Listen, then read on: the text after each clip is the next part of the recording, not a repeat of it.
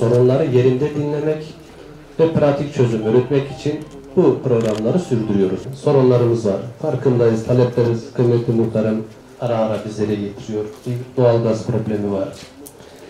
Çarşıbaşı memleketi, Ordu'zu genelinde sorunlar var. Ancak asfalt sorunlarımız var. Bugün aramızda benim de büyükşehirimizin de bürokrasisi var. Park bahçeler var, fen işleri var. Telekom'da yetkilimiz var.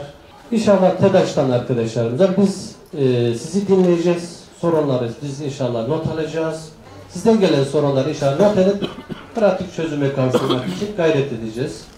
Hiç endişeniz olmasın. Malatya'mızda Allah'ın izniyle işlerimiz bakın son 3 ay içerisinde. Tabii ki bir seçim geçirdik. Seçim sürecinden sonra 2 tane bayram nerede baksan 1 ay geçti. Biraz da seremoni gel git hayırlı olsun fasıllar ama bak farkındaysanız Malatya'nın her tarafında inşaatlarımız hızlı bir şekilde yükseliyor. Çok hızlı yükseliyor ama. Bu nedir? Elbette ki kamu merkezi kurumlarımız çalışıyor ama biz belediyeler, ilçe belediye başkanlarımız bizler olsun işin içerisindeyiz. 3 aydır işin içerisindeyiz. Allah razı olsun yine bir valimiz geldi. Çok güzel bir birliktelik, sinerji yakaladık. Hiç endişeniz olmasın. Başta Cumhurbaşkanımız, bakanlarımız gerçekten hiçbir kaynağı burada esirgemiyorlar. Elimize gelen her şeyi Allah'ın izniyle yapacağız.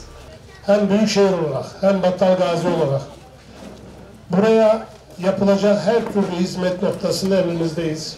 6 Şubat'ta büyük bir felaket yaşadık ve bu büyük felakette Malatya'mız 11 ilde en çok zayiat gören yapı stoğu olarak zayiat gören 2. il Hatay'dan sonra. Ama tüm bu olumsuzlara rağmen Allah'ın keremine şükür Cumhurbaşkanımızın önderliğindeki bu ekip her zaman milletin yanında, milletinin hizmetinde, her zaman sizlerle beraber ve her zaman sizlerle istişareli şekilde inşallah biz yolumuza devam edeceğiz.